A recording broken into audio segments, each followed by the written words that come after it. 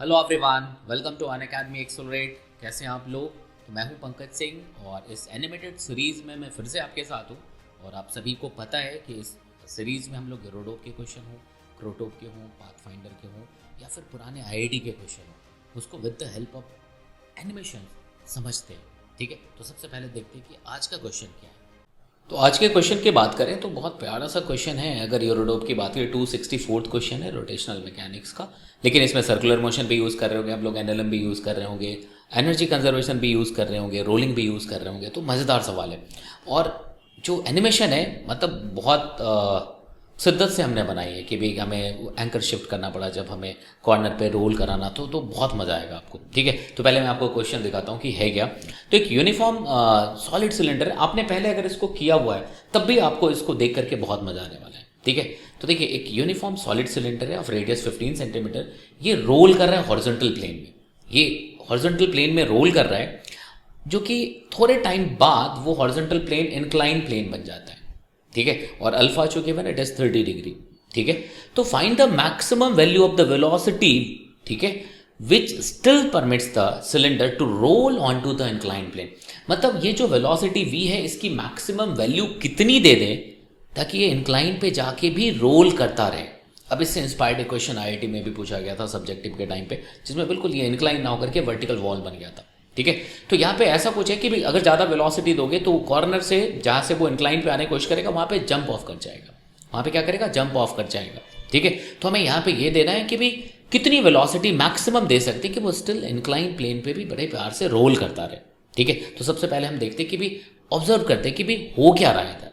ठीक है, अब देखिए यहाँ पे जैसे सॉलिड सिलेंडर मैंने दिखाया, ये रोल करता हुआ गया और जैसे कॉर्नर पे जाता है तो वहां से देखो प्योर रोटेशनल मोशन दिखेगा अबाउट द कॉर्नर यूं, और ऐसा फिर इंक्लाइन प्लेन पे आता है।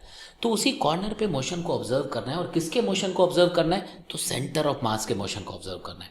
अब आप देखोगे इसका सेंटर ऑफ मास, अभी मैं आगे दिखा रहा हूं, सेंटर ऑफ मास नीचे आ रहा है, सेंटर मास नीचे आ रहा है। तो सेंटर मास नीचे आ रहा है मतलब सेंटर की वेलोसिटी बढ़ेगी क्योंकि पोटेंशियल एनर्जी डिक्रीज हो रहा है। और सेंटर जो कॉर्नर के अबाउट देखोगे वो सर्कुलर मोशन कर रहा है। तो कॉर्नर के अबाउट अगर सर्कुलर मोशन कर रहा है इसका मतलब ये हुआ कि भाई सेंट्रीफ्यूगल फोर्स अगर हम रोटेटिंग फ्रेम में जाए तो उसकी वजह से वो नॉर्मल जीरो भी हो सकता है, मतलब कॉन्टैक्ट लूज भी कर सकता है।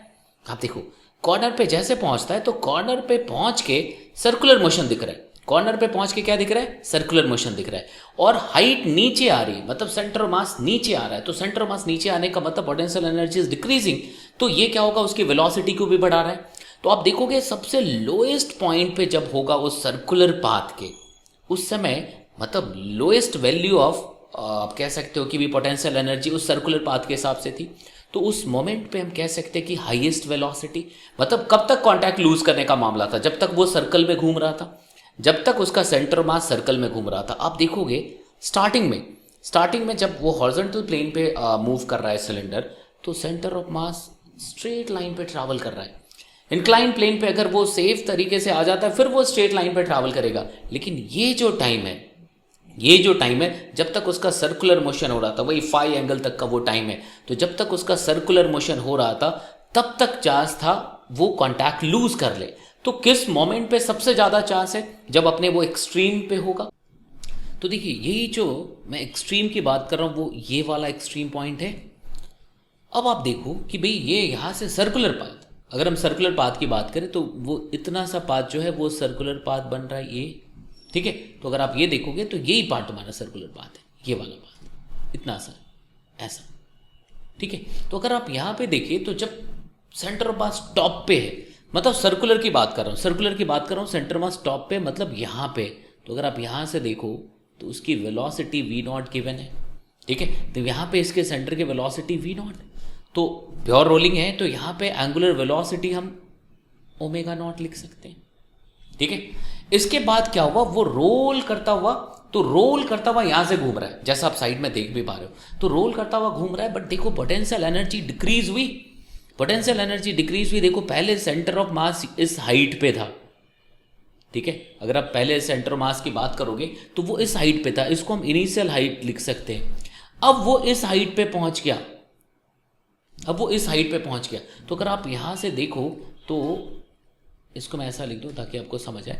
अब वो इस हाइट पे आ गया, ठीक ना, तो उसको मैंने h1 लिख दिया, इसको h2 लिख दिया। तो इस सर्कुलर मोशन के दौरान उसकी हाइट कम हुई है।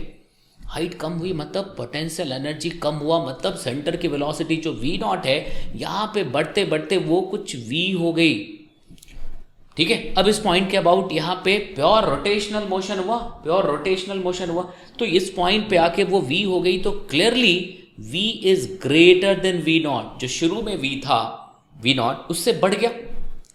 और इस पॉइंट पे कांटेक्ट लूज करने के सबसे ज्यादा चांस है। वो कैसे कहेंगे आप, तो वो इस तरह से कहेंगे कि अगर हमने लिख दिया ये, ठीक है, अगर हम ये बात करें कि ये यहाँ पे ऐसा था, ठीक है, इसी को मैं अलग से दिखा रहा हूँ, यहाँ पे दिखा रहा हूँ, तो आप सोचो कि भाई जो पॉइंट है, जो सेंटर जो बन रहा था वो इस पॉइंट के अबाउट रोटेट कर रहा था। इसको मैंने यहाँ पे देखा, अगर मैं इसको ओ लिखता हूँ तो मैं यहाँ पे इसको ओ लिख दे रहा हूँ, और अगर सेंटर को सी लिख रहे हैं तो सेंटर यहाँ पे सी दिख रहा है, ठीक है।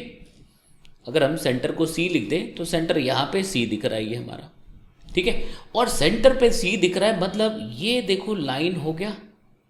जब वो पूरी तरह से इंक्लाइंड सरफेस पे आता है तो नॉर्मल इधर बना, नॉर्मल इधर बना। अब अगर मैं यहां से सोचूं इसके सेंटर को देखो तो ये सर्कुलर पाथ पे चल रहा है, जैसा यहां पे आपको दिख रहा है सर्कुलर पाथ, तो वो सर्कुलर पाथ पे चल रहा है। तो सर्कुलर पाथ पे अगर चल रहा है तो अगर आप देखो इस पॉइंट के अबाउट इसकी अगर एफवीडी बनाओ तो आप देखोगे कि भाई बाहर इधर एन लग रहा है और mg का एक कंपोनेंट आ रहा है इधर। अगर आप देखिए तो ये अल्फा है, अब देखना समझना, ये एंगल हमने अल्फा दे दिया, तो अगर ये अल्फा दे दिया तो ये भी अल्फा हो गया, तो ये वाला एंगल अल्फा हो जाएगा। तो अगर हमने नीचे mg लगाया है तो अलोंग दिस लाइन हमें mg cos अल्फा मिल जाएगा क्या, देखो ये दिस एंगल इज अल्फा, तो ये mg का एक कॉम्पोनेंट mg cos अल्फा। और इस पॉइंट के अबाउट सर्कुलर मोशन हो रहा है। मैं अगर रोटेटिंग फ्रेम में जाऊं, ठीक है ना, अगर मैं रोटेटिंग फ्रेम में जाऊं जो कि उसी एंगुलर वेलोसिटी से रोटेट कर रहा है जिससे इसका सेंटर, तो हमें एक सेंट्रीफ्यूगल फोर्स लगाने की जरूरत पड़ेगी क्या, और वो सेंट्रीफ्यूगल फोर्स कितना हो जाएगा, mv²/r। mv²/r क्यों, क्योंकि वेलोसिटी इस पॉइंट पे आके v हो गई, ठीक है। अब अगर एनएलएम यूज करें कि हम रोटेटिंग फ्रेम में गए और हमने इक्वेशन लिख दिया है, तो हमें क्या इक्वेशन मिलेगा, mv²/r प्लस n, ठीक है। It should be equal to, ये क्या होना चाहिए, तो mg cos अल्फा के बराबर होना चाहिए। अब मैं v की मैक्सिमम वैल्यू ढूंढ रहा हूं, v नॉट की मैक्सिमम वैल्यू ढूंढ रहा हूं यहां पे, तो उसके कॉरस्पॉन्डिंग जो lowest point of circular path पे जो v मिल रहा है उसका भी मैक्सिमम वैल्यू होगा। तो कितना मैक्सिमम, जिसके लिए जस्ट कांटेक्ट लूज कर ले या जस्ट मेंटेन रखे, तो हमें इस n को जीरो करना पड़ेगा। तो अगर हमने n को जस्ट जीरो किया मतलब हमें वो लिमिटिंग वैल्यू मिल गई किसकी, उस n की, उस v की उस मोमेंट पे जिसके लिए वो कांटेक्ट लूज करेगा। मतलब हम मैक्सिमम से थोड़ा कम रखेंगे, मतलब वही एक लिमिट होगा, जस्ट वो n जीरो होने वाला हुआ, मतलब वो चलता रह जाएगा बड़े आराम से, ठीक है। तो अगर हमने ऐसा लिख दिया, so we have this v should be equal to root R G cos alpha. ये पहला इक्वेशन लिख सकते हैं। जो इस पॉइंट पे वेलोसिटी होनी चाहिए वो आर जी कॉस अल्फा होनी चाहिए। अगर इतनी वेलोसिटी रखते हैं तो जस्ट n जीरो होगा, मतलब चल पड़ेगा। अगर v greater than this value हुआ, अगर मान लो वहां पे हमने v डैश रखा and that v dash is greater than this v, तो काम खराब, वो जंप ऑफ हो जाएगा। ऐसा रोटेट और ज्यादा रखोगे तो पहले ही रोटेट होके वो जंप ऑफ हो जाएगा, ठीक है। तो अगर हमें वो लिमिटिंग वैल्यू चाहिए तो हम ये फाइनल वैल्यू लिख सकते हैं, ये इसके कॉरस्पॉन्डिंग अब हमें ऊपर v नॉट निकालना है। तो यहां तक समझ आई बात। ये हम यहां पे हार्डकोर क्या यूज किया, हमने एनएलएम यूज किया और सर्कुलर मोशन का कॉन्सेप्ट यूज किया। हमने एनएलएम यूज किया और सर्कुलर मोशन का कॉन्सेप्ट यूज किया। अब हम लोग यहां पे एनर्जी कंजर्वेशन यूज करेंगे। तो अगर हम एनर्जी कंजर्वेशन की बात करें तो अब देखो यहां पे ये हाइट हमने अगर h1 लिखी है, ठीक है, suppose this height is h1, ठीक है, और ये हाइट जब यहां पहुंचा वो, ठीक है, तो अब ये हो गया h2। कोई भी नॉन कंजर्वेटिव फोर्स नहीं है जिसका वर्क हो रहा है, तो हम E initial must be equal to E final लिख सकते। वो सारी चीजें सोचिएगा कि इस पॉइंट पे आके ही हमने क्यों निकाला। जो v निकल रहा है इससे ज्यादा अगर वेलोसिटी दोगे तो बीच में ही कहीं पे कांटेक्ट लूज करेगा, इसके पहले ही कांटेक्ट। यहां से जैसे चलना शुरू हो, जितनी हाई वेलोसिटी देंगे उतनी जल्दी वो जंप ऑफ हो जाएगा, ठीक है। और जो हमने कैलकुलेट किया उतने में जस्ट इस पॉइंट पे आके n0 होगा, मतलब वो सेफ पॉइंट हो गया। उससे थोड़ा भी बढ़ाया तो काम खराब, थोड़ा भी कम रखा सेफ पॉइंट, ठीक है। तो मेरे ख्याल से ये बातें समझ आ रही है सबको, ठीक है। अब हम एनर्जी कंजर्वेशन लिखेंगे। तो जब इसके पहले देखोगे तो ये बॉडी रोल कर रहा था, ठीक है। तो सेंटर की वेलोसिटी हमने v नॉट लिख दी और एंगुलर वेलोसिटी ओमेगा नॉट लिख दो। तो अगर एंगुलर वेलोसिटी हमने ओमेगा नॉट लिखी है तो रोलिंग मोशन के लिए v naught must be equal to omega naught R, क्योंकि स्टेशनरी सरफेस पे रोलिंग हो रहा है। स्टेशनरी सरफेस पे रोलिंग हो रहा है तो हम v नॉट को ओमेगा नॉट आर लिख सकते हैं, लिख दिया हमने। अब इसके बाद अगर देखें तो बेरो इनिशियल एनर्जी, टोटल एनर्जी, तो अगर हमने इसी को रेफरेंस लेवल एज्यूम कर लिया, अगर इसी को रेफरेंस लेवल लिख दिया तो आप लिखोगे ई इनिशियल मतलब mgh1 this is the potential energy, ठीक है। तो mgh1 this is the potential energy, और ये जो h1 है यही r है। h1 जो है यही क्या है, r। तो इसको हम वहीं से लिखना शुरू करें। So this h1 is r, तो आप क्या लिखोगे mgr plus translatory kinetic energy half mv naught square. Rolling है तो रोलिंग अगर है तो रोलिंग के लिए हमें क्या लिखना पड़ेगा, रोटेशनल काइनेटिक एनर्जी भी। तो सॉलिड सिलेंडर के लिए हमारे पास क्या होता है mr square by 2, this is the moment of inertia. और ओमेगा की अगर बात करें, अगर हम लोग ओमेगा की बात करें, so omega is v naught by r, ऐसा लिख सकते हैं। तो this is the initial energy. ये टोटल क्या हो गया, ये इनिशियल एनर्जी हो गया। और यही क्या होना चाहिए, फाइनल एनर्जी के बराबर होना चाहिए। ये क्या होना चाहिए, ई फाइनल के इक्वल होना चाहिए। अब ई फाइनल अगर हम लिखना चाहते हैं तो हम लिख सकते हैं। अगर ई फाइनल लिखना चाहते हैं तो ई फाइनल इस पॉइंट पे लिखेंगे। तो इस पॉइंट पे मतलब जब ये यहां पहुंचा है तो हाइट के लिए क्या करोगे, mgh2 लिख दोगे प्लस, अब देखो हमें क्यों ओमेगा कैलकुलेट करना है यहाँ पे। अगर हमें पता है ये v यहाँ पे हमने एज्यूम किया, तो इस पॉइंट के अबाउट प्योर रोटेशनल मोशन हो रहा है। तो इस पॉइंट के अबाउट प्योर रोटेशनल मोशन हो रहा है तो हम डायरेक्टली अब ओमेगा को लिख सकते हैं v बाय आर। ओमेगा को लिख सकते हैं v by, because about this point body is making pure rotation, ठीक है। तो v लिख दिया आपने तो ओमेगा को लिख सकते हैं, जो ये रोटेट कर रहा होगा इस पॉइंट पे आकर के जो एंगुलर वेलोसिटी उसकी फाइनली मिली होगी वो ओमेगा, क्योंकि v बाय आर लिख सकते हैं, ठीक है। तो इस पॉइंट के अबाउट हमें मोमेंट ऑफ इनर्शिया लिखना पड़ेगा। तो 1/2 mr square by 2 about this point, centre of mass से एक्सिस जो पास कर रहे हैं, पैरेलल एक्सिस थ्योरम यूज कर लीजिए। तो क्या आ जाएगा, plus mr square into omega square, मतलब v बाय आर का होल स्क्वायर लिखेंगे। This is your second equation. तो E initial equals to E final लिखते ही हमें एक इक्वेशन मिल जाएगा। अब तुम्हें H2 चाहिए। अगर आपको H2 चाहिए तो H2 में कोई प्रॉब्लम नहीं है। अब यहां से देख लो, ये अल्फा है, ये अल्फा है, तो ये भी अल्फा है। तो क्लियरली दैट H2 इज, ये जो H2 मिलेगा, H2 क्या हो जाएगा, R cos अल्फा लिख सकते हैं। यहां तक मेरे ख्याल से बातें समझ आ रही। तो हम क्या लिख सकते हैं इसको, R cos अल्फा। अब देखो आप E initial equals to E final लिख दीजिए। E इनिशियल ऑलरेडी कैलकुलेट कर चुके हम लोग। E initial equals to E final लिखने से हमें एक इक्वेशन मिल जाएगा। तो सेकंड थर्ड इसको लिख दो,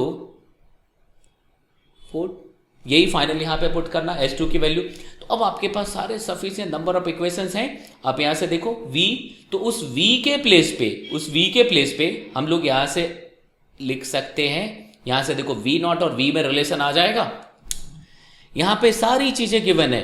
इस सेकंड राइट हैंड साइड पे जाओगे तो V अननोन है, तो V हम in terms of known quantities निकाल सकते हैं और वो वैल्यू अगर वहां पे पुट कर दोगे तो V नॉट रिजल्ट में आ जाएगा। तो अगर V नॉट देखेंगे तो इस तरह से आप सॉल्व करिएगा तो जो V मिलेगा V naught, it is 1.0 metre per second. This would be your final answer. तो जितने अननोन थे उतने इक्वेशंस हमने लिख दिए, ठीक है, काम बन जाएगा। अल्फा गिवन था, अल्फा क्या था, गिवन था। ठीक है। तो कितनी मैक्सिमम वेलोसिटी, तो इतनी मैक्सिमम वेलोसिटी पे ये जंप ऑफ हो जाएगा, मतलब इतनी वेलोसिटी पे जब वो पूरी तरह से इंक्लाइन पे आता उस टाइम पे n0 होगा। उससे कम रखोगे बिल्कुल नीचे आएगा, उससे ज़्यादा रखोगे तो उसके पहले ही वो कॉन्टैक्ट लूज़ करेगा, जितना ज़्यादा रखोगे उतना पहले कॉन्टैक्ट लूज़ करेगा, ठीक है। तो मेरे ख्याल से हर एक पॉइंट जो यहाँ पे था हमने आपको समझाया, ठीक है। तो मुझे नहीं लगता कि यहाँ से कोई भी डाउट होनी चाहिए, तो अब आपको मैंने एनिमेशन भी साथ में रख के दिए हुए, तो उसका ज़रूर ध्यान रखिएगा, ठीक है। तो अभी ये एनिमेशन सीरीज़ चलता रहेगा, लेकिन आप लोगों के सपोर्ट की बहुत ज़रूरत है, तो ज़रूर उसका ख्याल रखिएगा, ठीक है। जितना शेयर करना चाहते हैं शेयर ज़रूर करिए, कमेंट बॉक्स का इस्तेमाल करिए, ठीक है। और अगर अभी तक आपने कॉम्बैट एक्सपीरियंस नहीं किया है तो मेरे ख्याल से बहुत कुछ मिस किया है। अगर आप चैलेंजिंग क्वेश्चंस सॉल्व करने में बिलीव करते हैं, फ्रेश क्वेश्चन सॉल्व करने में आपका विश्वास है, तो ये वन ऑफ द कह सकते हो ना बेस्ट जो गेमिफाइड एक कह सकते हो टेस्ट है, ठीक है। तो अभी 4th संडे को होना है, तो ज़रूर आप दे दीजिए। एनरोलमेंट के लिए कैसे करना है मैं वो सारी इन्फॉर्मेशन दे देता हूँ आपको। तो पहले तो मैं पैटर्न बता दूँ कि 45 मिनट्स का होगा, फिजिक्स केमिस्ट्री मैथ्स के 7 क्वेश्चंस होंगे, ठीक है। तो 21 क्वेश्चंस होंगे। और अगर प्राइजेस की बात करें तो फर्स्ट 10,000 अमेजोन वाउचर, ठीक है। सेकंड रैंक को 5,000 अमेजोन वाउचर, थर्ड रैंक को 3,000 अमेजोन वाउचर, ठीक है। एंड फोर्थ 258 तक को 1,000 रुपीज़ का अमेजोन वाउचर है, ठीक है। तो ये गिफ्ट वाउचर, ये प्राइस की बात मैंने बताई। और जो अनअकैडमी के जो टॉप एजुकेटर्स हैं वही क्वेश्चन बनाते, तो मतलब सॉल्व करके मज़ा आ जाएगा आपको। और पेपर के बाद आपको उसका वीडियो सॉल्यूशन भी मिल जाता है, ठीक है ना। तो 45 मिनट्स गेमिफाइड वर्जन और नए क्वेश्चंस, ठीक है। तो अगर अभी तक आपने एनरोलमेंट नहीं लिया तो फटाफट गूगल प्ले पे जाइए, है ना, और अनअकैडमी कमेंट में एनरोलमेंट ले लीजिए। आप हमारा कोड यूज़ कर सकते हैं, Pankaj live, PNKJLIVE, you can use my code also, ठीक है। तो पंकज लाइव यूज़ करके आप एनरोलमेंट ले सकते हैं, ठीक है। डिफरेंट स्पेशल क्लासेस के लिए भी अगर आपको जाना है तो आप मेरा कोड यूज़ करके जा सकते हैं, पंकज लाइव, ठीक है।